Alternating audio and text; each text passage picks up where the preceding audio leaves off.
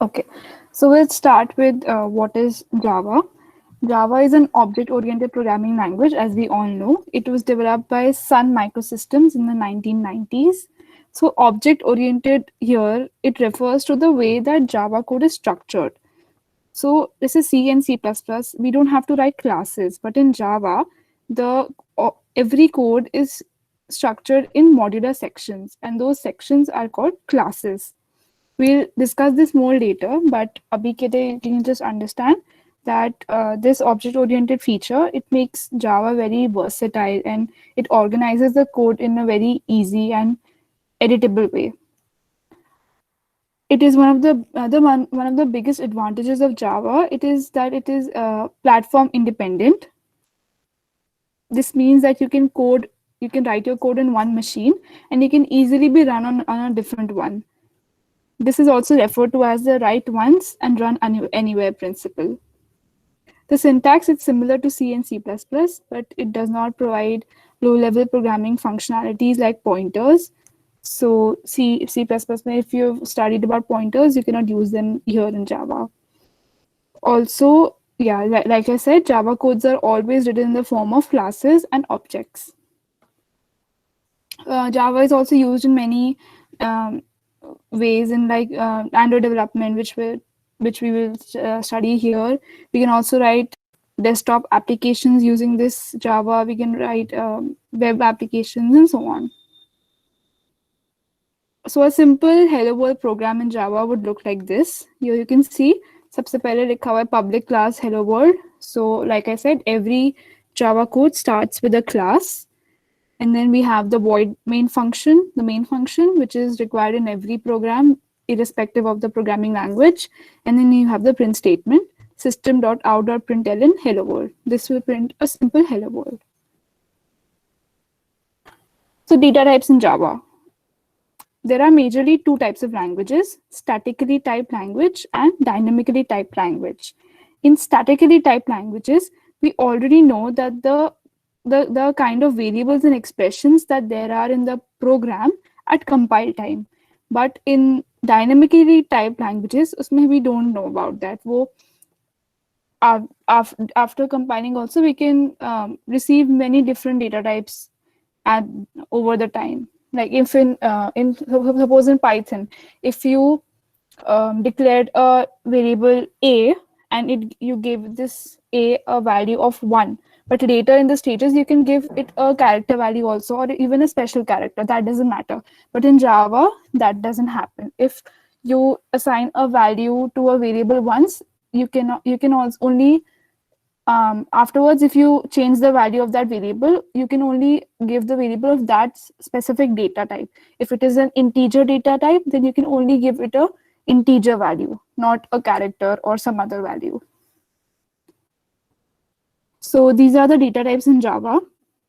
We have two categories of data, primitive data type and non-primitive data type. In primitive, you have the Boolean, char, int, short, long, float, double. And in non-primitive, you have string arrays. This non-primitive data type we'll study further in the session. But here you can see in the primitive data type, Boolean is for true and false. True and false, these two values, they are called Boolean values. And in for character values, you have char. For integer values, you have byte, short, int, and long. अगर आपको और इसमें explore करना है, then you can go on net and you can search what is the difference between byte, short, int, and long. But basically, they're used for integers only. For floating point, we use float and double. Float में, I guess there are up to 7 decimal digits.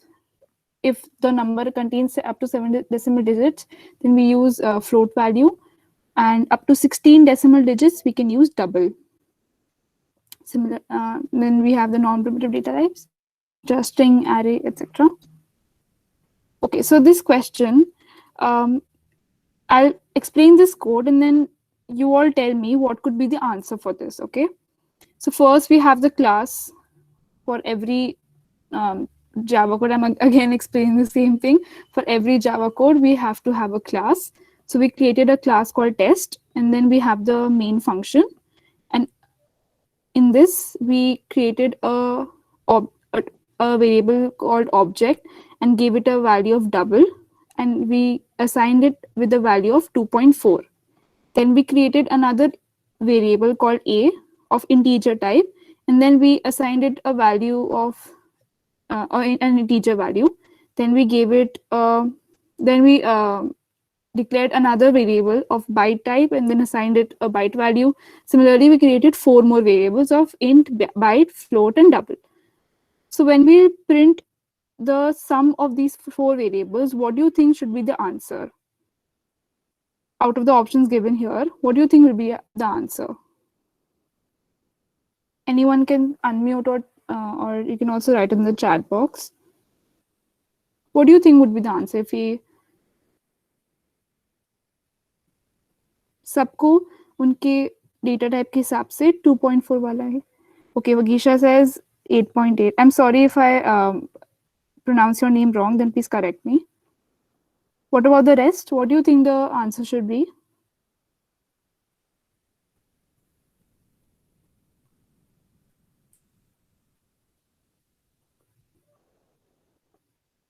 Kritika also says 8.8. The rest, please make it this session interactive. Even if it's wrong, it's fine. You can answer whatever you think. Object variable has the value 2.4 and A, B, C, D इनके जो data types है इसके हिसाब से they're getting some value which is related to 2.4 only.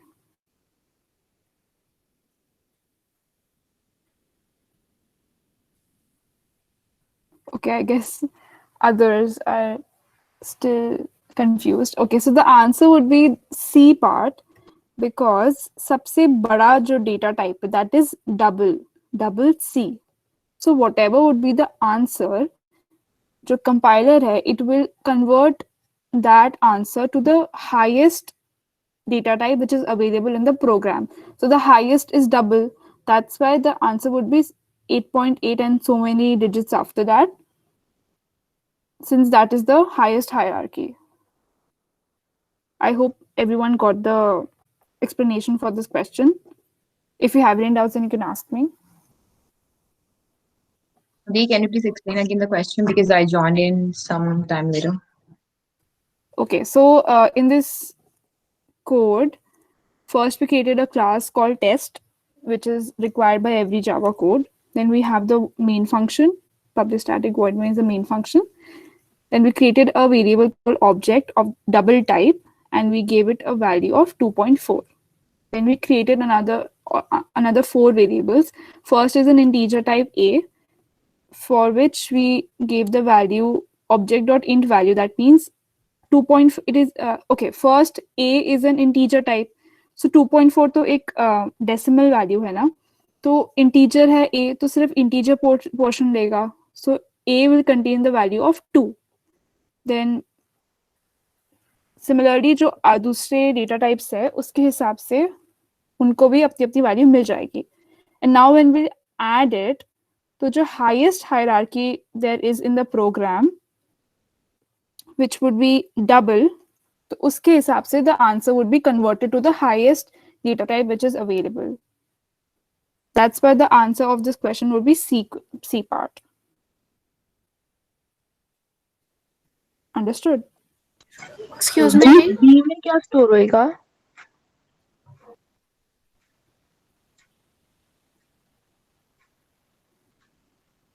Hello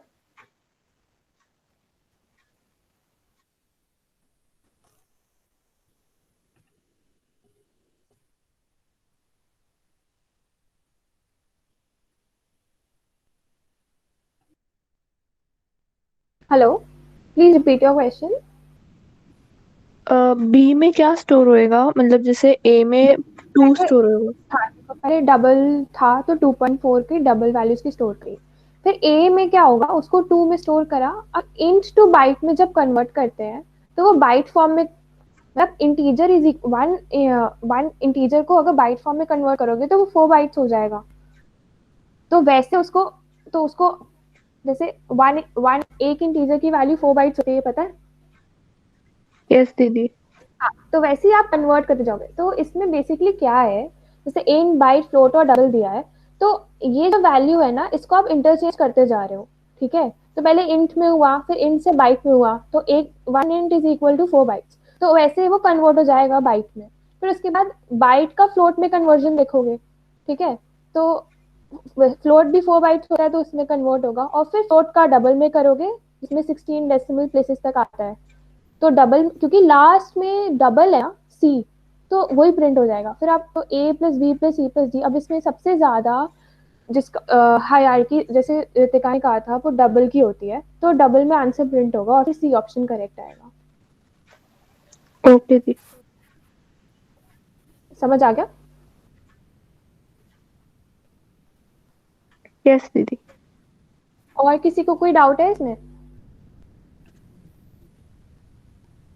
अगर सबको आ गया है तो यस लिख दो चैट बॉक्स में, फिर हम नेक्स्ट क्वेश्चन पे प्रोसीड करेंगे।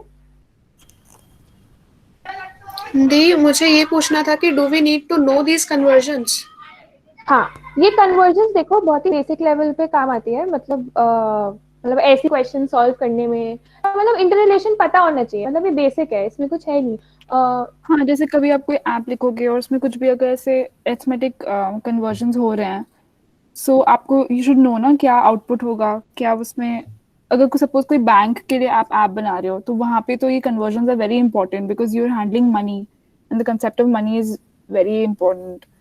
सो वहाँ पे ये सब यूज होते हैं। अगर आपने सपोज इंटीजर वैल्यूज दे दिए, you know this thing happened also once, कि कोई एक बैंक बहुत बहुत साल पहले कोई एक बैंक का कोई ऐप बनाया था किसी ने, एंड उसमें जो वैल्यूज थी ना, he the programmer took it as integer, and because of that suppose किसी के अकाउंट में 2 करोड़ समथिंग लैक्स है, तो वो 2 पॉइंट समथिंग ऐसे स्टोर होता है ना, 2.20 करोड़ सपोज, तो जो 20 लैक्स है वो पॉइंट इंटीजर, तो पॉइंट्स के वैल्यूज हटा देता है, सिर्फ फर्स्ट वैल्यू दे देता है।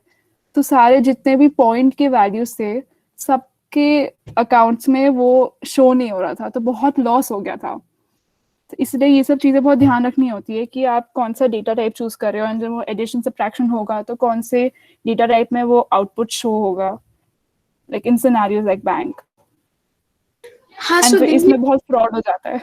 ये कन्वर्जन्स में जैसे एक 32 बिट साइज होता है और एक 64 बिट साइज होता है, सो हाँ, तो यूजुअली हमारे तो जो ऑपरेटिंग सिस्टम्स है आजकल, तो जैसे विंडोज 10 है, that is also 64 bit system, तो वो ऑपरेटिंग सिस्टम पे डिपेंड करता है ना। एंड मोस्ट पॉपुलर चीजें तो 64 बिट के ही होते हैं। दी, ये जो बिट वाली डेटा टाइप है, ये डेसिमल वैल्यू स्टोर करेगी क्या? क्योंकि इसके अंदर 8.8 और मतलब जितने भी बहुत सारे जीरोस है, तो वो डेसिमल में ही ऐड हुआ हुआ लग रहा है। हाँ, तो डबल जो होता है ना, जैसे बताया था उसने, डबल में 16 डेसिमल प्लेसेस तक होता है, 16 ही होता है ना देखा, 16 होता है। हाँ, तो वो, हाँ, तो वो डेसिमल, अब उसने आपको हायरार्की ऑर्डर बताया था ना, इन बाइट फ्लोट और डबल का, तो डबल की ये सबसे देखो, ज्यादा होती है। तो हाँ, डबल की सबसे ज्यादा होती है, फिर फ्लोट, फिर उससे छोटा लॉन्ग, उससे छोटा इंट, फिर उससे हाँ, छोटा शॉर्ट, उससे छोटा बाइट। तो जिसकी हायरार्की में सबसे ज्यादा जो ऊपर होगा, वो ही मतलब वो जीतेगा, और फिर उतने ही नंबर ऑफ डेसिमल, मतलब जो भी उसका फॉर्मेट है, उसी फॉर्मेट में नंबर प्रिंट होगा। और ओके। ओके, आई गेस हम प्रोसीड करते हैं। Yeah, before moving on, a person called Divyansh Tiwari just joined. Can you please tell me if you are a part of the Android circle of DSC IGD2W? No, I am not. Then how did you get this link? I am the part of this group, I guess, but I'm not the part of Android. Which group? I just got notified that I am a part. In You the must be a member of the DSC platform, I guess, of yes, DSC IGD2W. yes, I am. Okay, I'm sorry, but this session is only for IGD2W students, Okay, no problem. not Then I for can our. leave. Yeah, thank you. Sorry. No problem. Okay, so moving on. Variables in Java. So a variable is a name which is given to a memory location. Just like in mathematics, we use variables to store any values, right? So in similar thing happens in programming language also. So the value stored in a variable, it can be changed during program execution. A variable is only a name which is given to a memory location, and all the operations which are done affects that memory location. So if you would have two variables x and y and they had integer values and you stored the sum of this, okay, not integer values. Okay, well, I'll say this when you understand what arrays are, that would be a good example. यहाँ पे इसमें कुछ फायदा नहीं होगा. Okay, in Java, all the variables, they must be declared before use, unlike in Python, जिसमें आप बाद में change कर पाते हो. And I'm using Python as a reference because some of you had computer science in school and you were taught Python, right? That's why I'm taking Python as reference. If you don't understand, then please tell me. I'll change the example that I take. Okay, so मुझे interrupt कर देना. Okay, so in Java, all the variables must be declared before use. Whenever you code, you have to declare your variables as given in this PPT. You can just write the data type first and then the name of the variable. So the type would precede the name of the variable. Here we have declared a variable called count, which has a data type integer. So this count can only have integer values and not any other data type. How to initialize variables? There are two methods to initialize variables. First, you can either initialize during when you code, or we can also take user input. Here I've shown you how you can initialize on your own.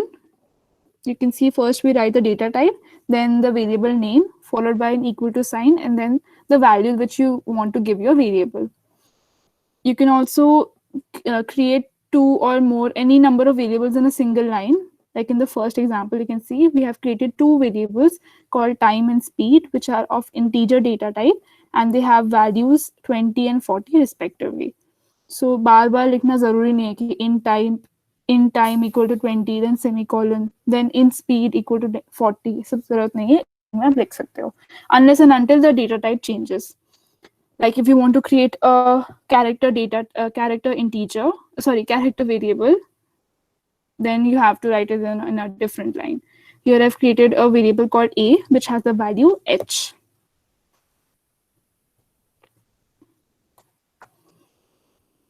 Shireen, you can Yeah. take over now. Okay, so these are the decision-making statements that we use in Java. You can see if else, nested if else if, so switch case, jump. So I have picked the ones which I use more. So the first four, if else statements are used more. No, the previous slide. First, I need to explain them. So yeah. So a programming language uses control statements to control flow of execution of program based on certain conditions.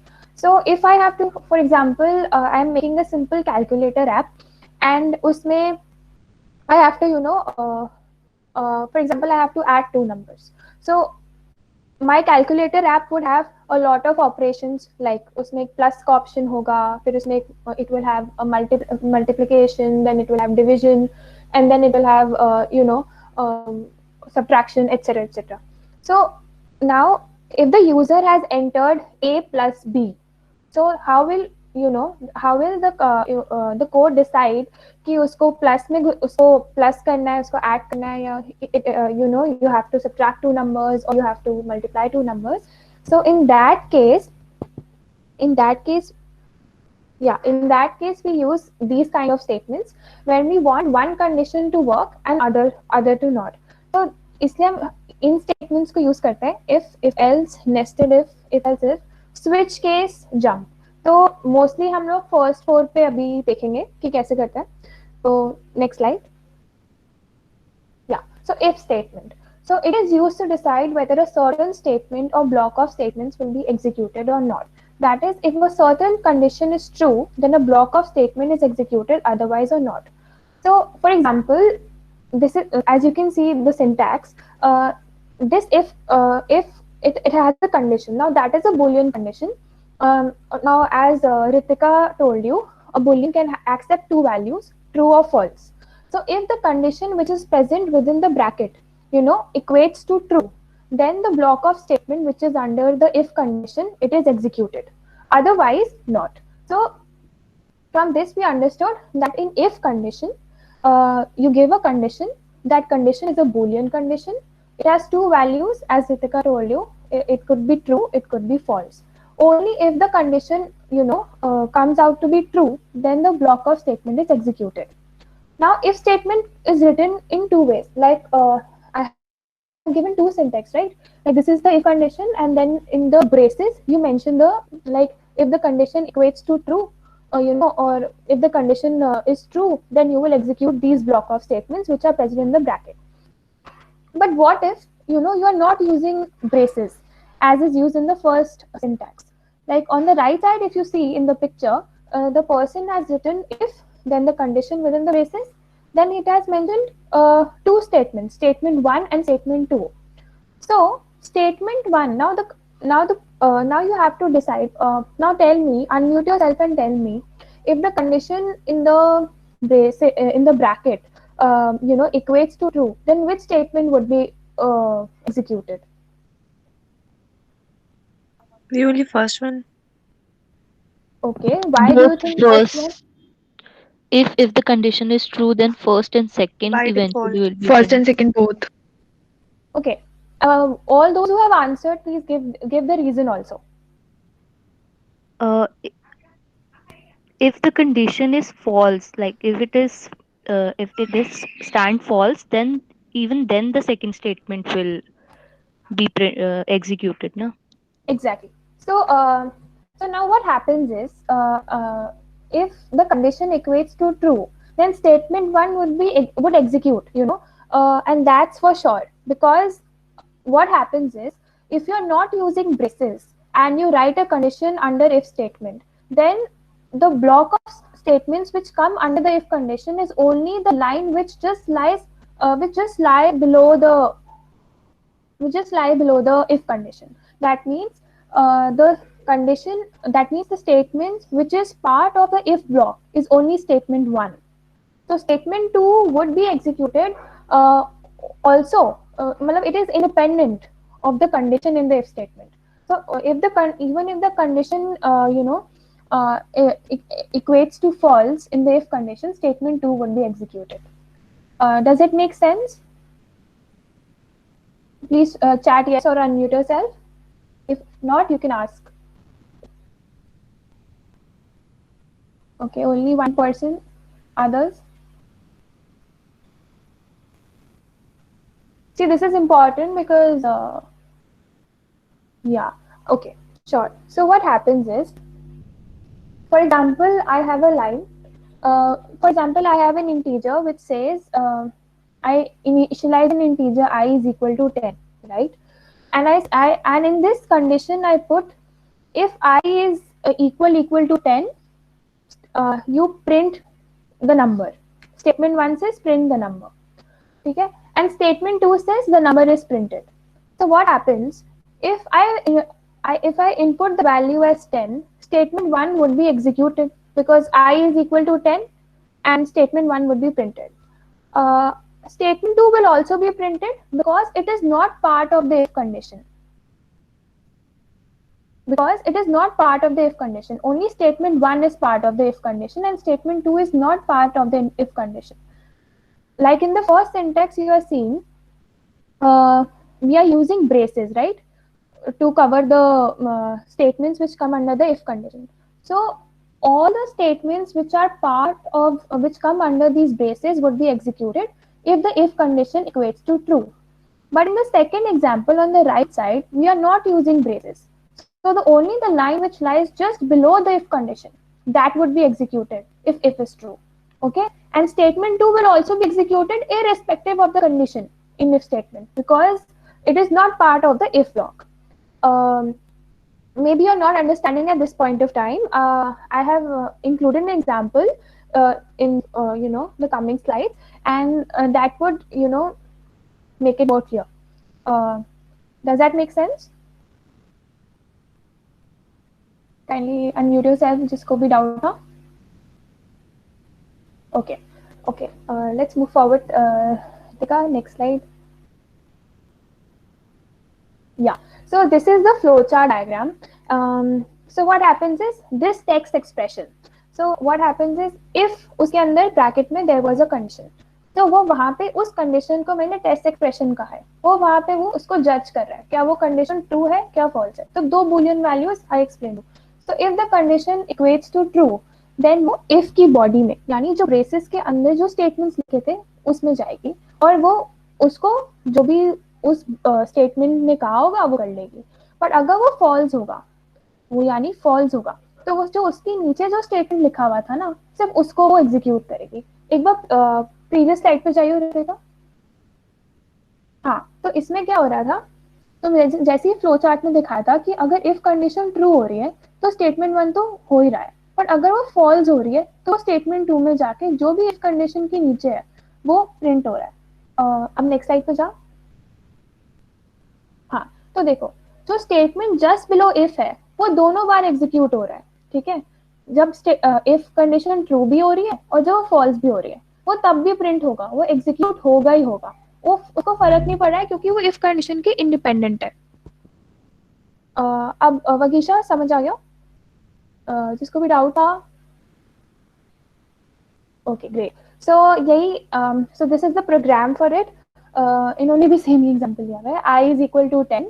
सो अगर I is greater than 15 तो वो print करेगा 10 is less than 15. और तो नीचे इन्होंने statement लिखा है system dot out dot print I am not an if. इसका मतलब वो बोल रहा है कि वो if ब्लॉक का पार्ट नहीं है. देखो यहाँ पे braces, they have not used the braces, so this is not part of the if block of statements. तो इसका कोई आउटपुट बता सकता है? अनम्यूट करके बोलो, आउटपुट क्या आएगा?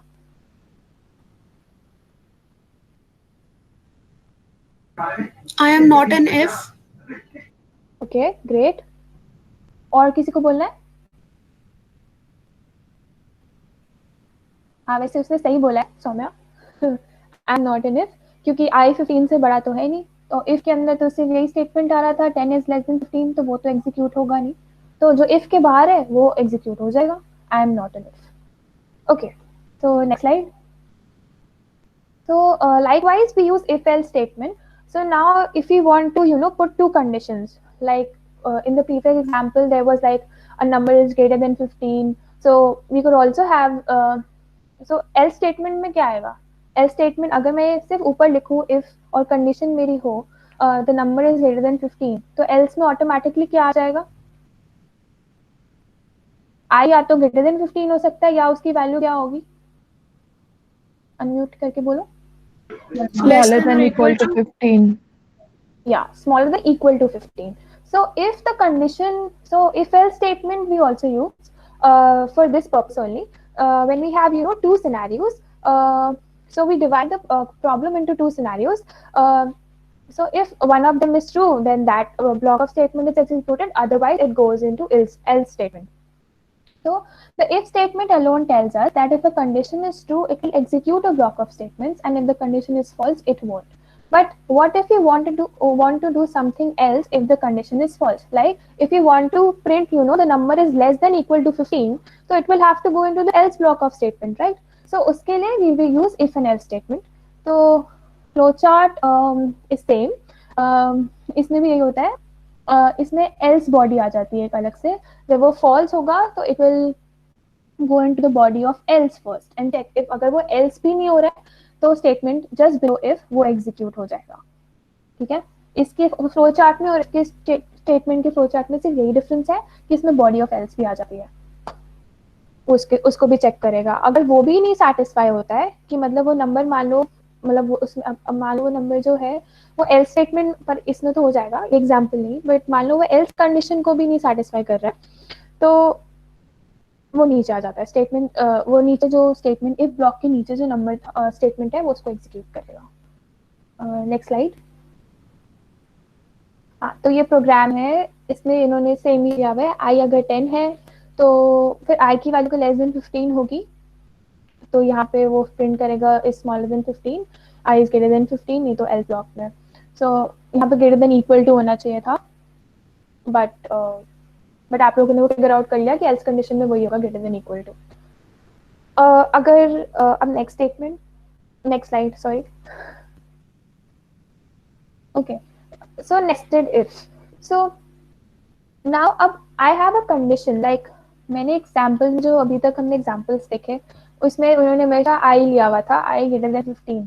तो मान लो मुझे एक और कंडीशन चेक करनी है, आई इज ग्रेटर देन 15, तो होना ही चाहिए। फिर उसके अंदर मैं अंदर जाके बोल रही हूँ कि ये पहले कंडीशन एग्जीक्यूट हो गई, उसके अंदर जाके बोल रही हूँ कि I should be greater than 10 as well. तो मैंने उसको उसके अंदर लिख दिया, क्या कहते हैं, मैं उसी कंडीशन, मतलब मैंने उसी इफ के अंदर पहले देख लिया कि आई मेरा 15 से आई मेरा, सॉरी मैंने एग्जाम्पल शायद गलत ले लिया, रुको। अगर आई लेस देन 15 है, मैंने आई का ये बोला हुआ है कि आई लेस देन 15 है, फिर मैं उसके अंदर इफ में ये चेक करना चाह रही हूँ कि क्या आई ग्रेटर देन 10 है, तो मैं उसको अंदर लिख सकती हूँ। तो मेरा इसमें ये फायदा हो गया कि मैंने एक और लाइन एग्जीक्यूट करने से बचा लिया। यानी अगर मैं एक कंडीशन के ऊपर कंडीशन लगाना चाहती हूँ अंदर, तो मैं नेस्टेड इफ यूज करूंगी। A nested if is an if statement that is a target of another if or else. Nested if statements means as if statement, an if statement. So you have an if statement inside an if statement. So उसके लिए हम ये loop use करते हैं। Next slide, मेरी इसमें flow chart, हाँ। सो इसमें भी टेस्ट एक्सप्रेशन में वो कंडीशन चेक होगी क्या वो ट्रू होता है या फॉल्स होता है। तो अगर वो ट्रू हुआ तो वो नेस्टेड इफ को चेक करेगा। अब नेस्टेड इफ की भी अपनी बॉडी हो सकती है, ठीक है। नेस्टेड इफ में मतलब उसका भी इफ होगा एल्स होगा, वो उसको भी इवैल्यूएट करेगा, और फिर बाद में जाके जो भी आउटकम आएगा वो प्रिंट हो जाएगा, और स्टेटमेंट जो बिलो इफ का है वो तो इररिस्पेक्टिवली एग्जीक्यूट होगा ही होगा, वो इफ पे डिपेंडेंट ही नहीं है। तो ये एग्जाम्पल दिया हुआ है, आप इसको देख सकते हो, इसमें कुछ खास है नहीं, उससे रिलेटेड ही है। Next slide. Shireen, maybe you can ask them how they could code a program to find the maximum of two numbers. ऐसे proper code नहीं, but ऐसे basics में क्या logic लगेगा? मतलब if else से अगर आप, हाँ, ये बता सकते हैं?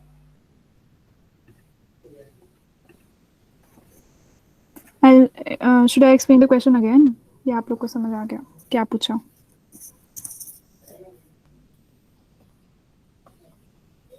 दे एक बार एक्सप्लेन कर दो।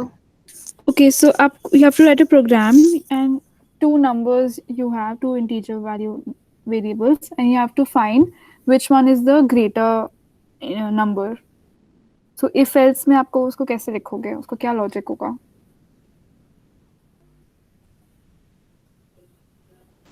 सो दी पहले तो डिक्लेयर कर देंगे इंट ए और इंट बी, और फिर उसके बाद इफ के कंडीशन लगा देंगे कि a is less than b, so print ये system dot out dot print ln a is less than b, and then else में डाल देंगे a is greater than b, और फिर उसमें system dot out dot print में a is greater than b। हाँ, तो एल्स में तो वो है ही नहीं, मैंने मतलब एल्स में तो आप कोई कंडीशन सेटिस्फाई नहीं कर सकते, तो उसमें हमेशा ग्रेटर देन थोड़ी होगा, इक्वल भी तो हो सकता है ना। एक केस मान लो मैंने दो इनपुट दिए और दोनों नंबर इक्वल ही दे दिए, मैंने मान लो आई मैंने 10 दिया, जे भी मैंने 10 दे दिया, तो फिर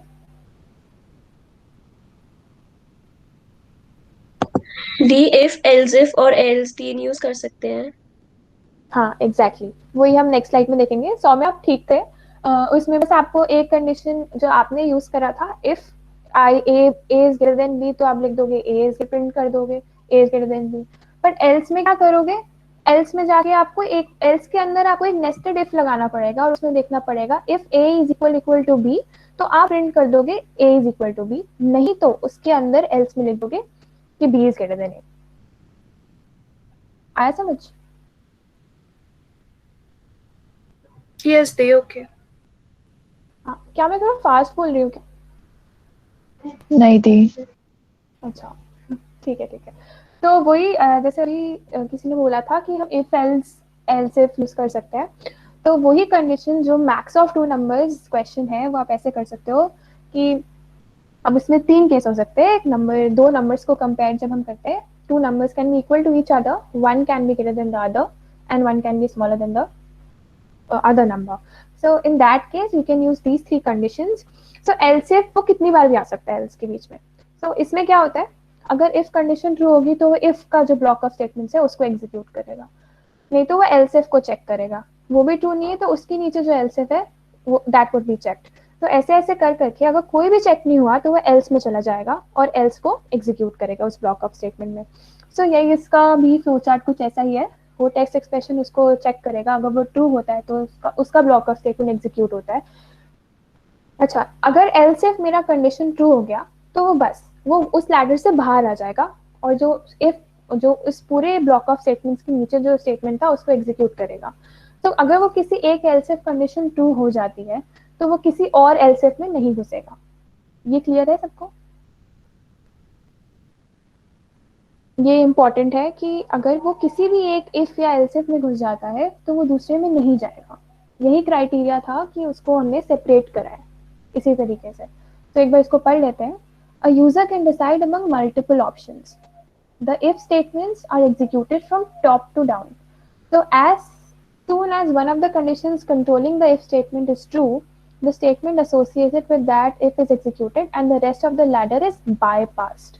This is very important. No other else if statements are executed. So if none of the condition is true, then the final else statement will be executed. So next slide. तो यही एग्जाम्पल उन्होंने वही लिया हुआ है अभी भी. तो if i is equal to 20, उन्होंने i में 20 स्टोर कर दिया, तो उसने पहले चेक करा क्या i 10 के बराबर है, तो नहीं है, तो वो इस स्टेटमेंट को एग्जीक्यूट नहीं करेगा.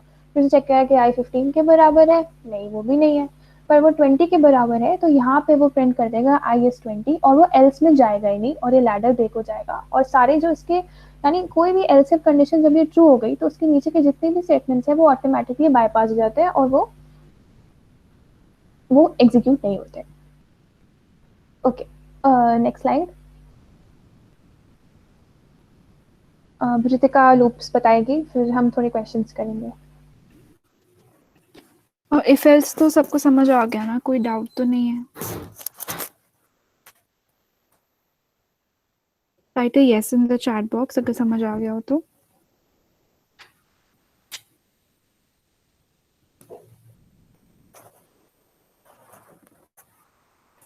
ओके, ठीक है. सो लूप्स इन जावा, जो लूपिंग का कंसेप्ट होता है ना, we use it when we want to execute a set of instructions repeatedly till a condition is met. So in if else में हमने देखा था कि एक बार कंडीशन ट्रू हो जाती है तो जितने भी स्टेटमेंट्स है वो एग्जीक्यूट हो जाते हैं और फिर वो आगे बढ़ जाता है प्रोग्राम, वो वापस से वो सेम स्टेटमेंट्स एग्जीक्यूट नहीं होते, राइट. बट लूप्स में क्या होता है, जब वो कंडीशन जब तक ट्रू हो रही है तब तक वो लूप्स के अंदर जो भी स्टेटमेंट्स है वो बार बार एग्जीक्यूट होते रहते हैं till that condition becomes false. और ये false ये उस लूप के अंदर कुछ इंक्रीमेंट या डिक्रीमेंट का भी कुछ एक स्टेटमेंट होता है ताकि वो नेक्स्ट आइटरेशन हो और फिर वो मतलब फिर से कंडीशन चेक करे और फिर वो एग्जीक्यूट हो स्टेटमेंट्स, और ऐसे करते करते जब तक वो फॉल्स हो जाए. सो फॉर एग्जाम्पल अगर हमको we want to print numbers from 1 to 10, so अगर ये करना है तो we will have to write print statements 10 times, right? And what if this number was maybe 100 or 1000? तो इतनी बार तो print statements हम नहीं लिखेंगे, feasible तो obviously नहीं होगा. So in such a cases जो हमको बार बार कुछ चीज करानी होती है execute, we use loops. So looping in programming language, it's a feature which facilitates the execution of a set of instructions or functions repeatedly while some condition evaluates to true.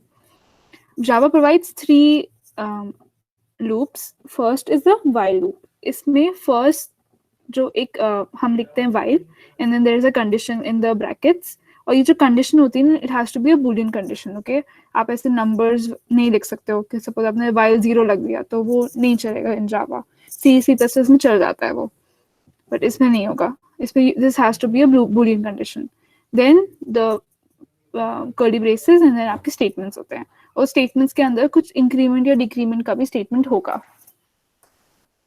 तो ये flow chart होता है. While first वो start होता है and then the condition is checked. If it's true, then that statements are executed and then वो जो भी कुछ भी increment decrement हो रहा होगा उस statement में, then it again checks the condition. If it's true, then statements are executed again. Then this circle keeps on happening till the condition becomes false. And जब वो false होता है, then the while loop breaks and then आगे के जो नीचे statements होंगे they are executed. So इस प्रोग्राम में हमने पहले एक x लिया, उसको हमने 1 से इनिशियलाइज किया and then चेक किया while one second. Yeah. So फिर हम while का लूप स्टार्ट हुआ, उसके अंदर हमारी कंडीशन है कि x is less than equal to 4. तो 1 तो less than equal to 4 है, तो वो अंदर आ गया while के, वो स्टेटमेंट प्रिंट हो गई. So value of x colon 1 ये प्रिंट हो गया. फिर हो गया x प्लस प्लस. अब x प्लस प्लस का मतलब है ये जो प्लस प्लस है ना, ये ऑपरेटर होता है, इससे ये वैल्यू को 1 से इंक्रीमेंट कर देता है. सो x की वैल्यू अभी 1 है ना, so x plus plus would make the value of x as 2, क्योंकि 1 + 1 2. तो अब x 2 हो गया. अब फिर से वो कंडीशन चेक होगी, x is less than equal to 4. अब 2 तो है, 4 से कम ही है, तो ये ट्रू है. तो फिर से लाइन प्रिंट होगा वैल्यू ऑफ x इज 2. फिर आया x प्लस प्लस. अब 2 प्लस प्लस समझो इसको, तो 2 प्लस प्लस इज 3, 2 + 1 3. तो फिर से वो कंडीशन चेक होगा, 3 फिर से कम है, तो value of x is 3. Then वो 4 होगा. अब 4 भी कंडीशन ट्रू हो रही है because less than equal to लिखा हुआ है कंडीशन में, तो 4 के लिए भी वो चलेगा. फिर वो वैल्यू ऑफ x कोलन 4 ये प्रिंट हो गया. फिर x हो गया x प्लस प्लस, तो x नाउ बिकम्स 5. तो अब जब वो कंडीशन चेक होगा वो फॉल्स हो जाएगा, तो ये वाइल लूप ब्रेक हो जाएगा. नाउ सपोज ये जो x प्लस प्लस लिखा है ना, उसके नीचे ब्रेसेस बंद हुआ, देन उसके नीचे अगर यहाँ पे मैं पॉइंटर ले लेती हूँ, हाँ, अगर यहाँ पे इस ब्रैकेट के जस्ट नीचे अगर यहाँ पे लिखा होता system.out.println एंड देन ब्रैकेट के अंदर x, सो क्या वैल्यू प्रिंट होती, आपको क्या लगता है? ये चीज लिखी होती, बस ये यहाँ पे नहीं होता, बस ये x होता ब्रैकेट के अंदर, तो क्या प्रिंट होता? D 1 2 3 4. Okay. Anybody else? सबको क्वेश्चन समझ आया? वाइल लूप के नीचे लिखा हुआ है स्टेटमेंट, जो वाइल हाँ, लूप है, इस ब्रैकेट के नीचे, उसके नीचे लिखा हुआ है system.out.println x. तो क्या प्रिंट होगा?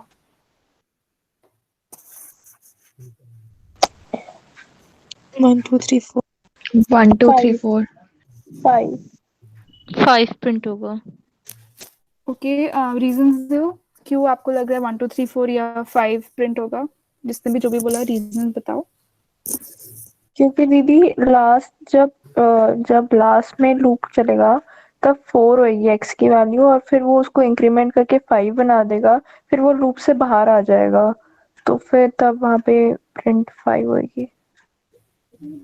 हाँ, यू राइट, करेक्ट. तो 1 2 3 4 क्यों होगा? जब वो x वेरिएबल वो एक ही वैल्यू स्टोर कर रहा होगा ना, आपका बहुत सारे वैल्यूज तो स्टोर नहीं कर सकता एक वेरिएबल. डी क्योंकि system.out.println जो है वो while लूप के अंदर है, तो मतलब जितनी बारी भी लूप रन होगा उतनी बारी वो स्टेटमेंट रन होगी. हाँ, तो वो स्टेटमेंट वाला तो यहाँ पे प्रिंट हो गया ना, ये आपका आउटपुट ऑलरेडी आ गया. फिर ये जब आउटपुट प्रिंट हो गया तब आपका फिर वाइल लूप ब्रेक हो गया बिकॉज x का वैल्यू बिकम्स 5. हाँ हाँ. अब इसके नीचे अगर सिर्फ लिखा होता system.out.println देन ब्रैकेट के अंदर x, तो तब इसी के नीचे यहाँ पे 5 प्रिंट हो जाता, क्योंकि x की जो वैल्यू है वो तो 5 हो गई ना लूप के अंदर. वो 4 जब यहाँ पे 4 हुआ था तो ये वाली स्टेटमेंट प्रिंट हो गई थी. देन x प्लस प्लस हुआ तो 4 + 1 हो गया 5. फिर वाइल लूप तो ब्रेक हो गया, बट x वेरिएबल तो अभी भी है ना प्रोग्राम के अंदर, वो तो हमारे मेमोरी लोकेशन में है, उसका तो लूप से कोई लेना देना नहीं है. लूप हो या ना हो, मेमोरी तो अलग से सेव्ड है ना कि x की वैल्यू 5 हो गई थी. दैट्स व्हाई जब यहाँ पे अगर प्रिंट होता तो वो 5 प्रिंट करता. ओके दी. कि बाकियों को समझ आया? लगता है पहले कंफ्यूजन था कि प्रिंट स्टेटमेंट वाइल के अंदर है, लगता है हाँ लोकेशन पता नहीं थी। अब किसी को कंफ्यूजन तो नहीं है ना कि 5 क्यों प्रिंट हुआ नीचे? अगर है तो पूछ लो, अभी बहुत बेसिक है ये, अभी पूछना बहुत जरूरी है, फिर बाद में डिफिकल्ट मतलब हो जाएगा। आई गेस आ गया सबको। हाँ ठीक है। अब नेक्स्ट टाइप का लूप होता है फॉर लूप। अब इसमें जैसे वाइल में हमने पहले वाइल लिखा, देन कंडीशन लिखी, देन स्टेटमेंट के अंदर ही वो इंक्रीमेंट जो x प्लस प्लस था ना, उसको हम इंक्रीमेंट स्टेटमेंट बोलते हैं, क्योंकि उससे वैल्यू वेरिएबल जो कंडीशन के अंदर जो वेरिएबल है उसकी वैल्यू चेंज हो रही है ना, so that statement is called increment. अगर x माइनस माइनस होता तो उसको डिक्रीमेंट स्टेटमेंट बोल देते हैं, ठीक है। तो ये जो है हमने 3 अलग अलग लाइंस में लिखा, पहले वाइल, सॉरी 2 अलग लाइंस में लिखा ना, पहले वाइल देन कंडीशन, फिर उसके अंदर हमने वो इंक्रीमेंट डिक्रीमेंट का स्टेटमेंट आया। तो फॉर लूप में we can write all this in a single statement. So first आप लिखोगे फॉर, देन जो भी आपकी condition, semicolon, then your testing, अच्छा सॉरी इनिशियलाइजेशन कंडीशन, मतलब जो हमने पहले वाले इसमें ये दिया था ना, इंट x इक्वल टू आई, ये स्टेटमेंट और ये स्टेटमेंट, ये 3 स्टेटमेंट्स को आप सिंगल लाइन में लिख सकते हो इन अ फॉर लूप। सो इसको बोलते हैं initialization condition. This is your testing condition, क्योंकि इसमें आपका टेस्ट हो रहा है, इसमें आपका वेरिएबल इनिशियलाइज हो रहा है, that's why initialization condition. This is your testing condition and this is your increment statement, because यहाँ पे आपका वेरिएबल इंक्रीमेंट हो रहा है। So all this you can write in a single statement, which is for, आपका syntax बता रही हूँ मैं, for आपका कीवर्ड आया, देन आपके इनिशियलाइजेशन कंडीशन। तो आपको इस while लूप को अगर हमको for में लिखना होता ना, तो हम लिखेंगे for int x equal to 1, यहाँ पे आएगा int x equal to 1, then semicolon, फिर x is less than equal to 4 because that is our testing condition, then semicolon and then x plus plus। ऐसे हम लिखते हैं अगर हमको while लूप को for लूप में यहाँ पे कन्वर्ट करना होता। फिर जो भी स्टेटमेंट, जो प्रिंट वाली स्टेटमेंट है वो यहाँ पे हम लिख देते हैं स्टेटमेंट s की जगह पे, ठीक है। So a for loop, it provides a concise way of writing the loop structure.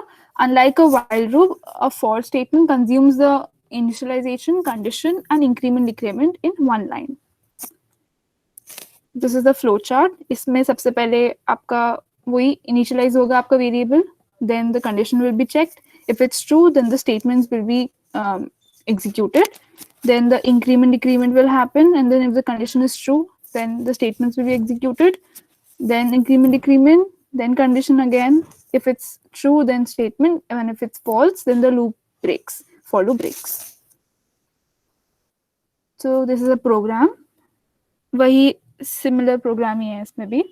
यहाँ पे पहले आपका एक x वेरिएबल बना of integer type which has a value of 2, फिर आपकी कंडीशन चेक हुई, अच्छा 2 तो लेस देन है, तो ये प्रिंट हो गया value of x equal to colon 2।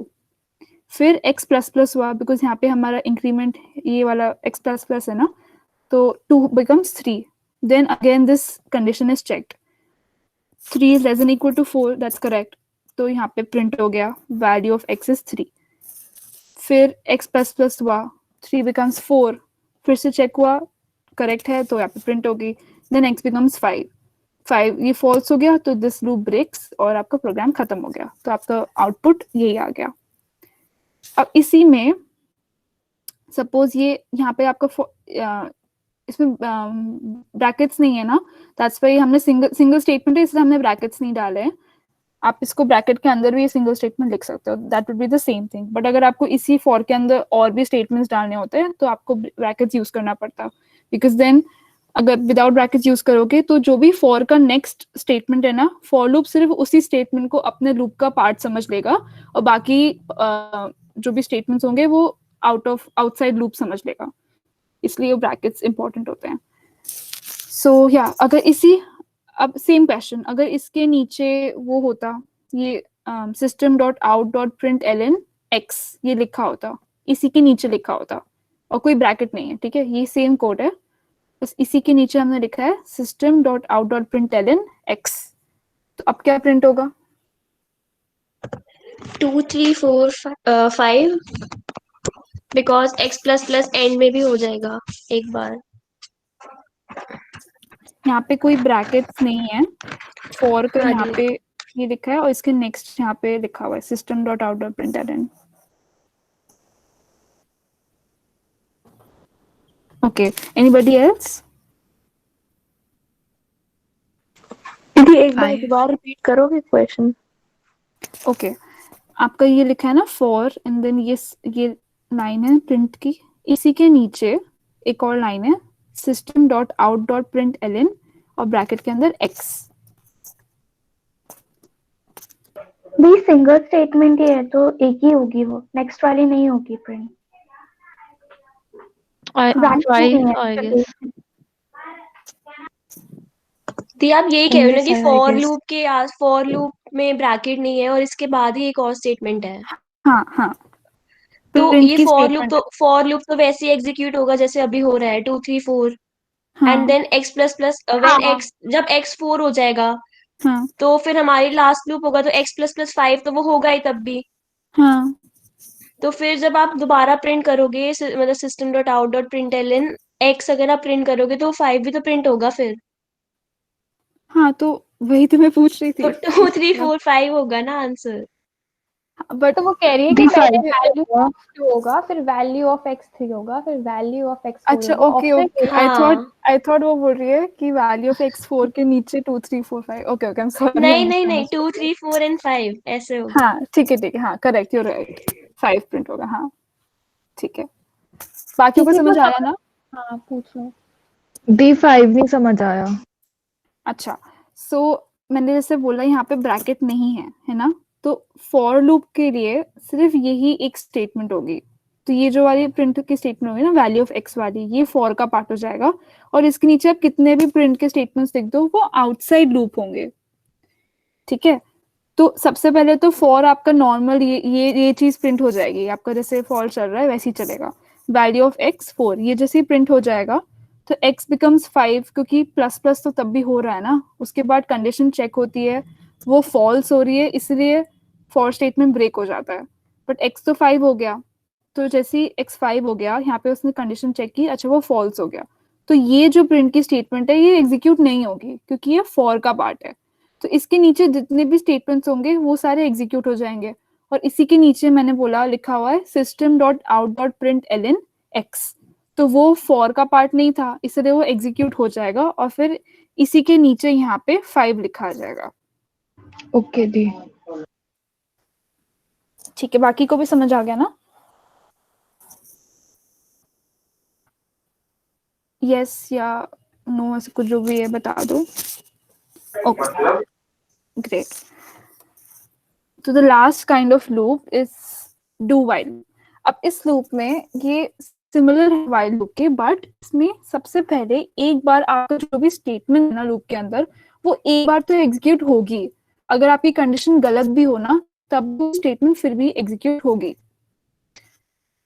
That is why this is also called an exit control loop, क्योंकि इसमें पहले स्टेटमेंट्स एग्जीक्यूट होते हैं फिर आपकी कंडीशन चेक होती है।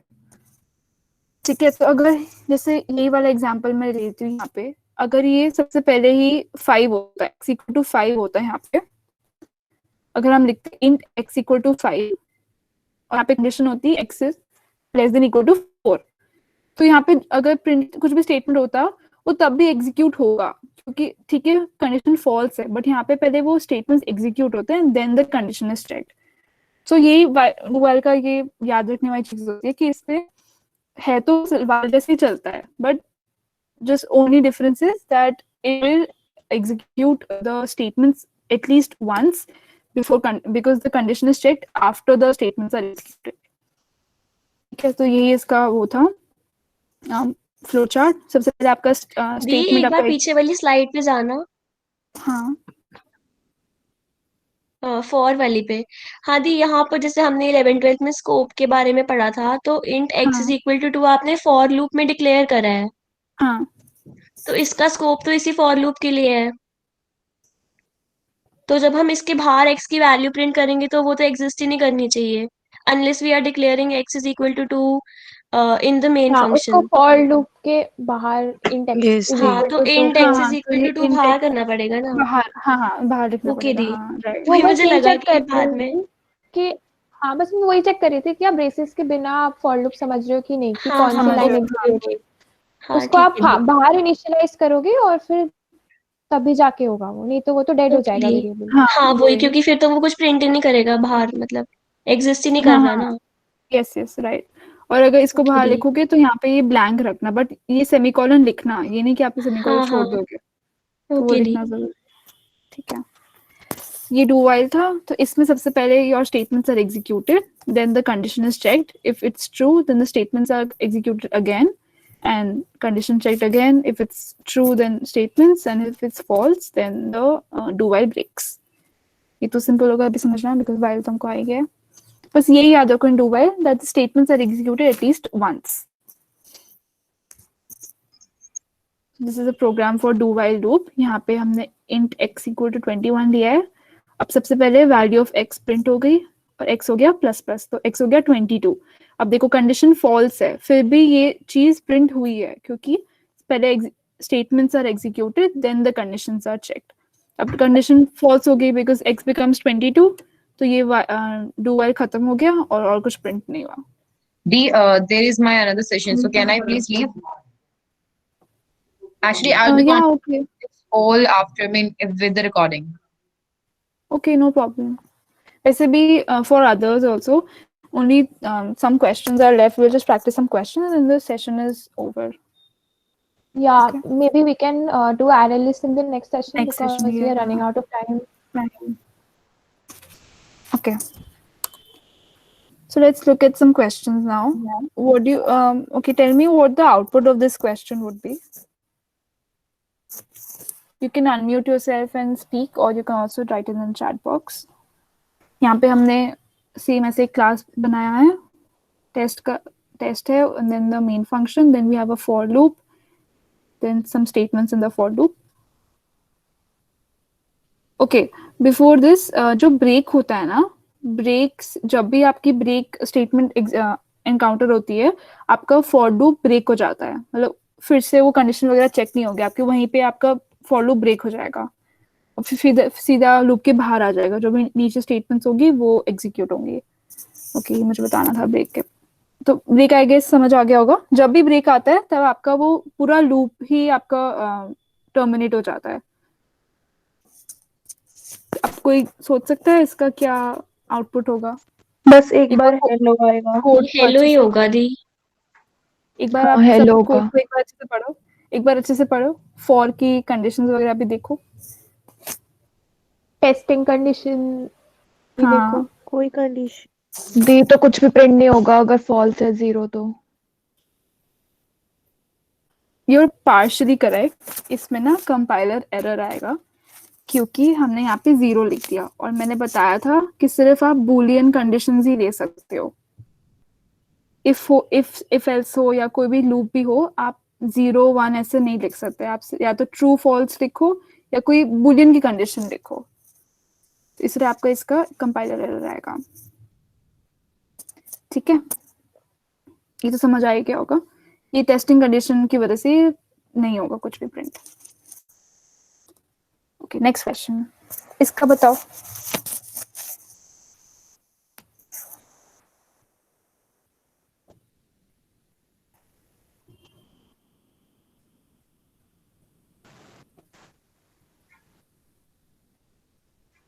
One 1 2 two 3 1 2 3 all in the same line.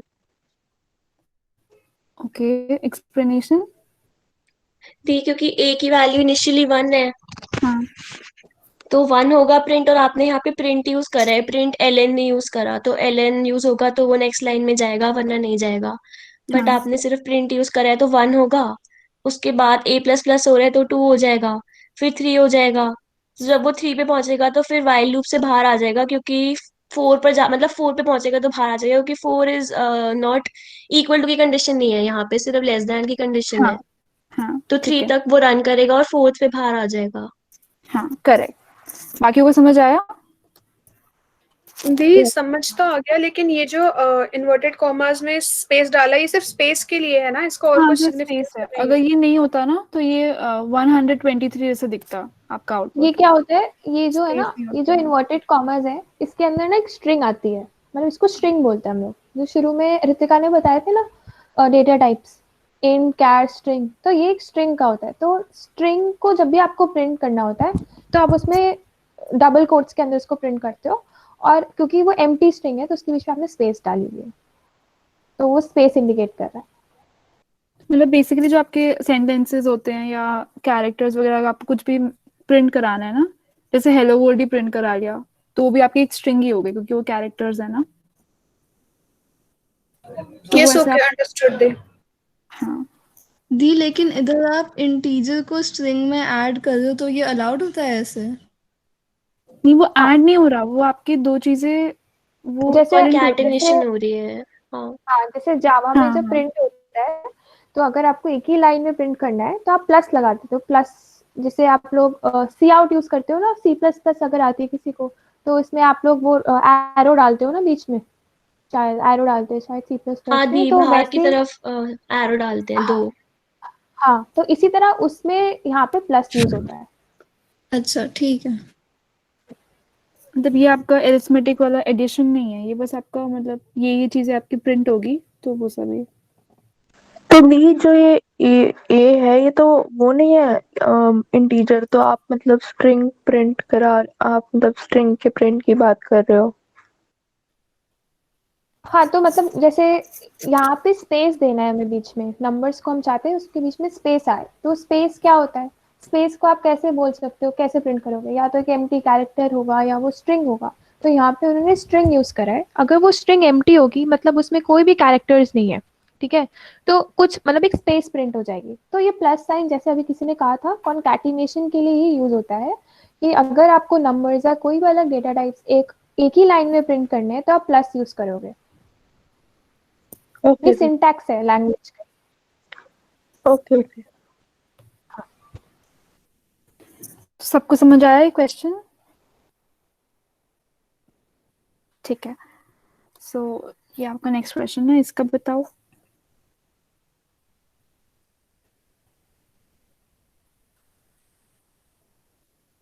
ये आपका डू वाइल लूप है।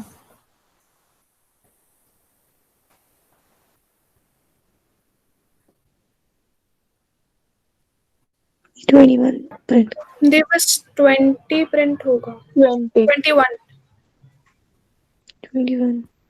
21 ओके, रीजन? 21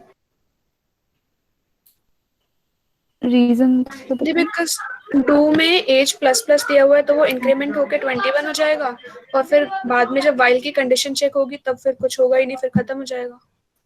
हाँ ठीक है, करेक्ट। बाकी को समझ आया?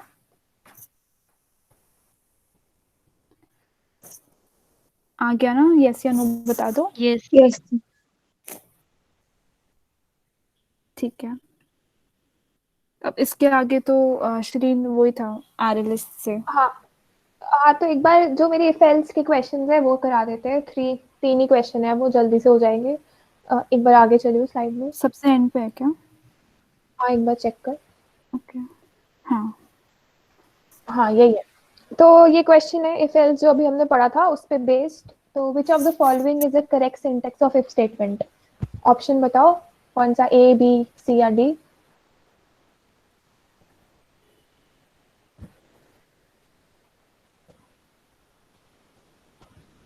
डी सी होगा। दी सी। दी सी। हाँ, सी होगा, क्योंकि मैंने आपको दो सिंटेक्स दिखाए थे शुरू में। तो ए जो मतलब जो ए ऑप्शन है वो फर्स्ट सिंटेक्स को रिप्रेजेंट कर रहा है, और जो बी ऑप्शन है वो सेकंड सिंटेक्स को रिप्रेजेंट कर रहा है। तो किसी को समझ नहीं आया तो वो बोल दे या लिख दे चैट बॉक्स में, नहीं तो हम नेक्स्ट क्वेश्चन देखेंगे।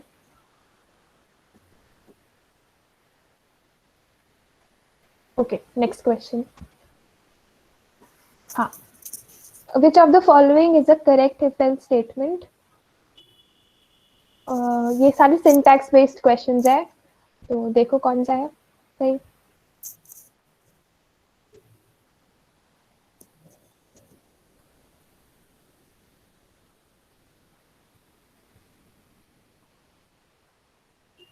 अनम्यूट करके बोलो आंसर।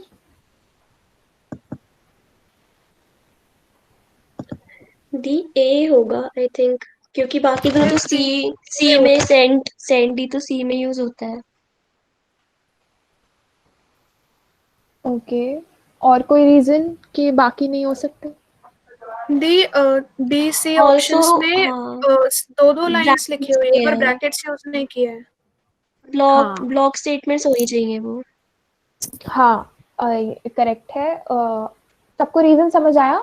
ए ऑप्शन इसलिए करेक्ट है क्योंकि सब में हर एक कंडीशन के नीचे सिर्फ एक स्टेटमेंट लिखा हुआ है, और फिर एंड पर्सन डी जो साइन में यूज करा है वो जावा को बिलोंग नहीं करता अभी, तो इसलिए वो भी गलत हो जाएगा। तो नेक्स्ट देखते हैं। From the given if else statement, what would be the displayed if the value of number is 6? ये अच्छा क्वेश्चन है। अगर ये आ गया मतलब मैं समझूंगी कि if else समझ आ गया आपको आज।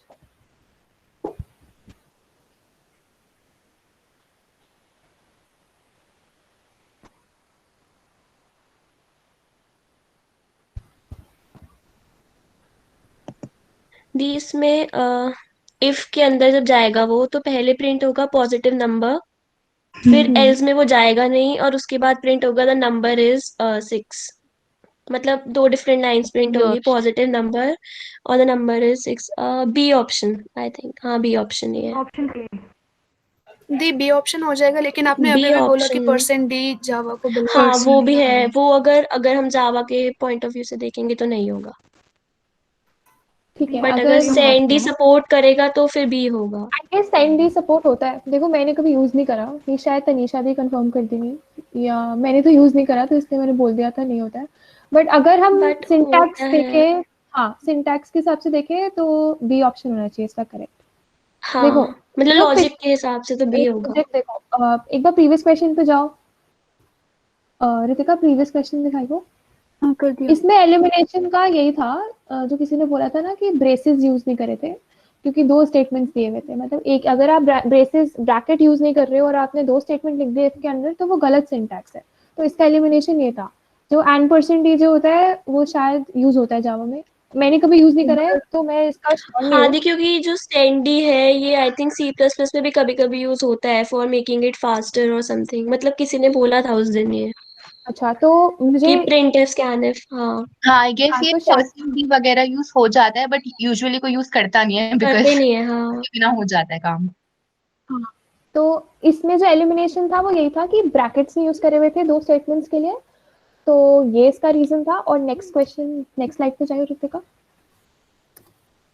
हाँ इसका आंसर ये, इसमें किसी ने बी ऑप्शन बोला था और वो करेक्ट आंसर है। वो इसलिए करेक्ट है क्योंकि पहले वो चेक करेगा नंबर ग्रेटर देन 6, तो इफ ब्लॉक को कर देगा एग्जीक्यूट जो स्टेटमेंट दिया हुआ है, प्रिंट कर देगा पॉजिटिव नंबर। अब वो एल्स में जाएगा ही नहीं क्योंकि इफ ट्रू है। अब उसके नीचे क्या स्टेटमेंट है, system out dot print the number is, और नंबर को प्रिंट कर देगा द नंबर इज 6। सबको क्लियर हो गया ये? अगर हो गया है तो यस लिख दो यस या दीदी। बोल दो। ओके ओके, सो इसी के साथ आज का सेशन होता है एंड। रिकॉर्डिंग बंद कर दे रितिका। हाँ। और फिर फीडबैक दो कैसा लगा सेशन, क्या करना